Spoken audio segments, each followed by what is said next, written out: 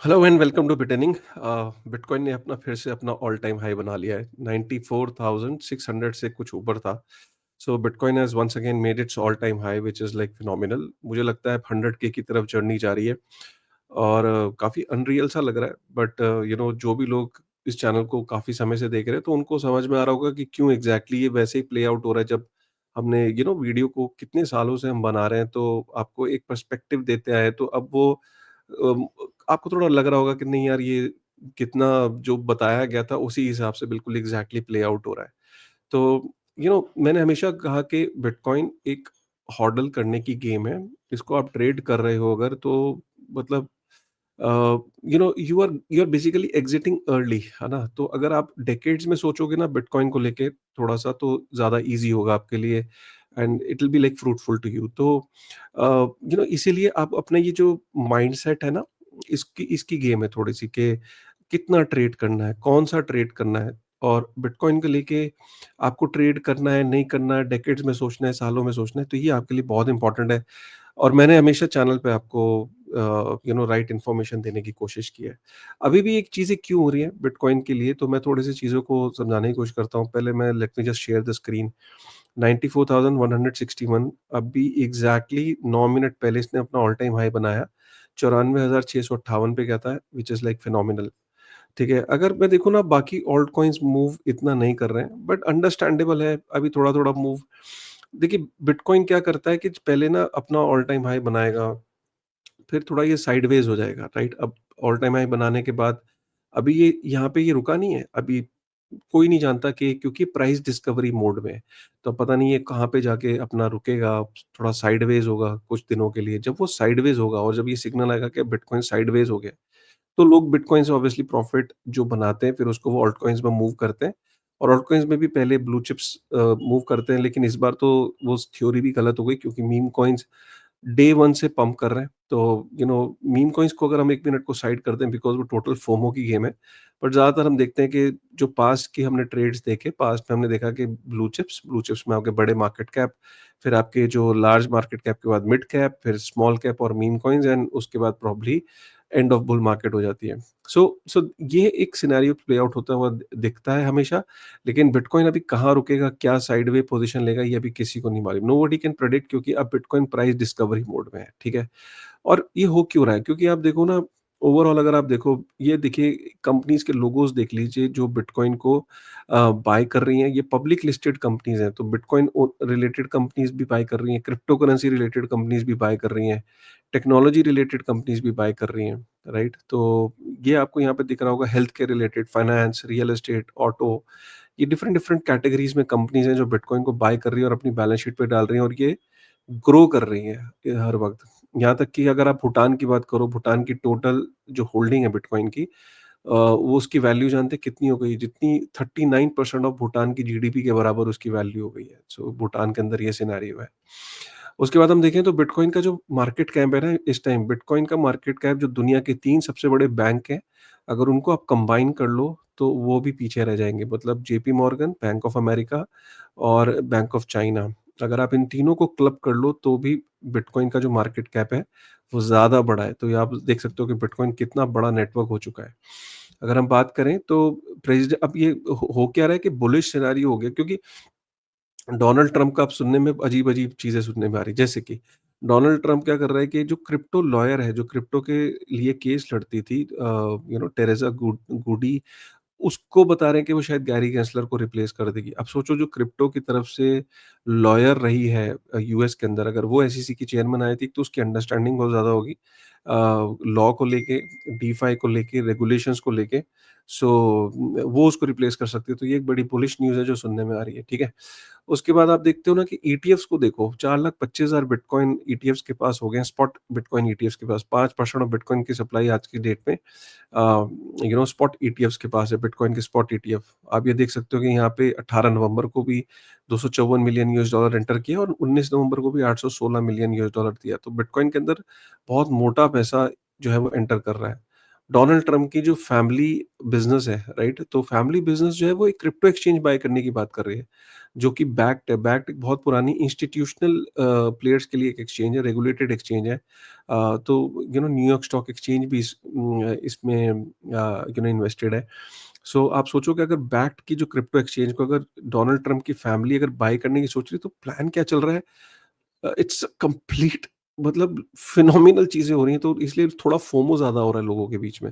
और अभी कितनी बात सच है, अभी ये ऑन पेपर नहीं हुई है, लेकिन मार्केट के अंदर एक बहुत स्ट्रॉन्ग रूमर्स है कि डोनाल्ड ट्रम्प की फैमिली बैक्ड क्रिप्टो एक्सचेंज को बाय करे। अब यूएस का प्रेसिडेंट की उसके जो बिज़नेसेस हैं, क्योंकि डोनाल्ड ट्रम्प एक बिज़नेसमैन है, तो वो अगर बैक्ड को खरीदता तो ये कितनी बुलिश न्यूज़ होगी। माइक्रो स्ट्रैटेजी जी जी रुक नहीं रहा है। माइक्रो स्ट्रैटेजी दुनिया की टॉप 100 कंपनीज़ में हो गई है in terms of market cap. 97th rank पे पहुँच गया है माइक्रो स्ट्रैटेजी। माइक्रो स्ट्रैटेजी दबा के बिटकॉइन खरीद रहा है। 2.6 बिलियन यूएस डॉलर वो और डाल रहा है बिटकॉइन के अंदर। इस time MicroStrategy top 100 US public companies हो गई by market cap. MicroStrategy के स्टॉक ने 500% का रिटर्न दिया है year year to date. 100 billion से ऊपर का मार्केट कैप हो गया है।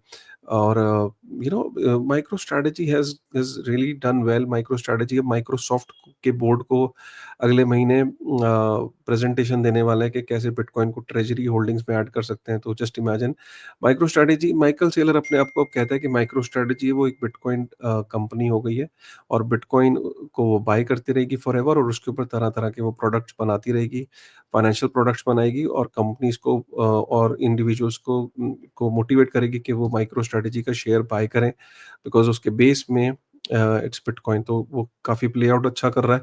माइक्रो स्ट्रेटजीज एक सिंपल सा काम है, सस्ता लोन लेता है मार्केट में 0% के आसपास, 0.1 0.5 1% के आसपास लोन लेके, और वो बिटकॉइन को बाय कर रहा है। सिंपल स्ट्रेटजी है।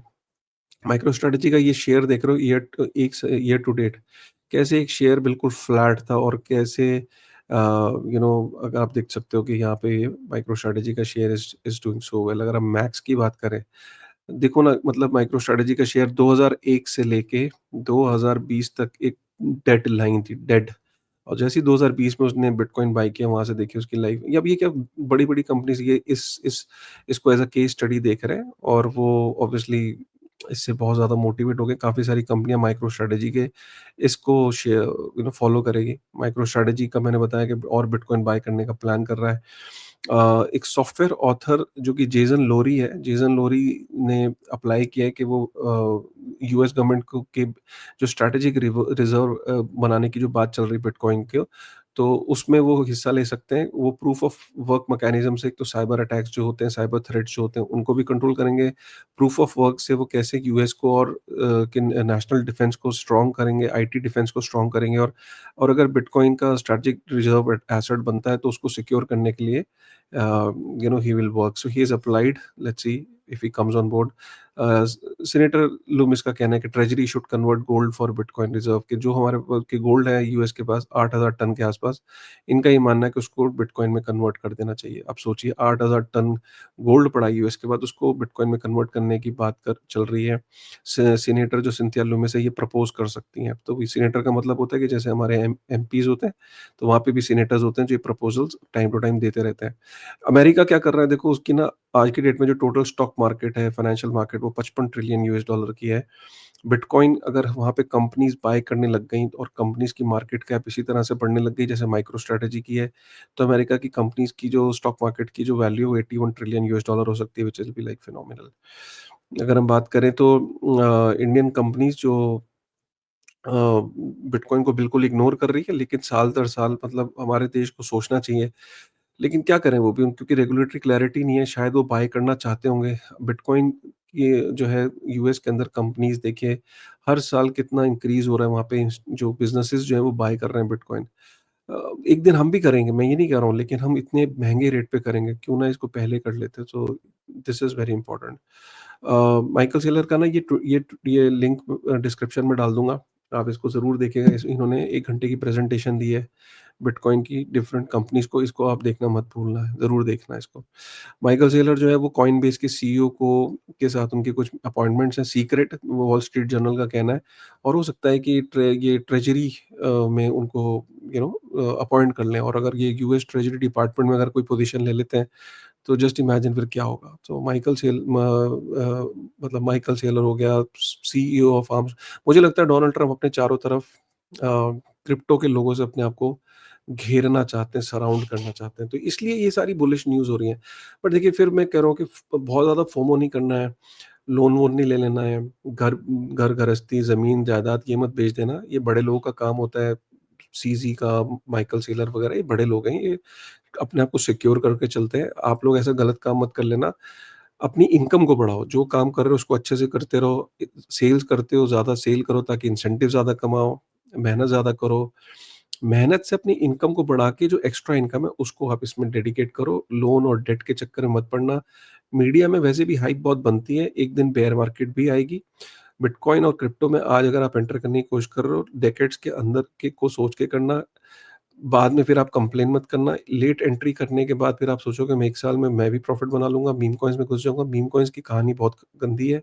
मीम कॉइन्स के अंदर कोई ऐसा ख़ास प्रॉफ़िट लोग नहीं बना रहे, $100-100 डॉलर के प्रॉफ़िट बनाते हैं और बातें करते हैं कि 100x 50x हो रहा है। तो भाई उसकी भी मैं एक वीडियो बनाऊँगा सेपरेटली, और मीम कॉइन्स में एक्चुअली हो क्या रहा है वो भी मैं आपको एक्सप्लेन करूँगा। बट आज फिलहाल के लिए बिटकॉइन को डेडिकेट करते हैं, ऑल टाइम हाई है, congratulations if you are holding that.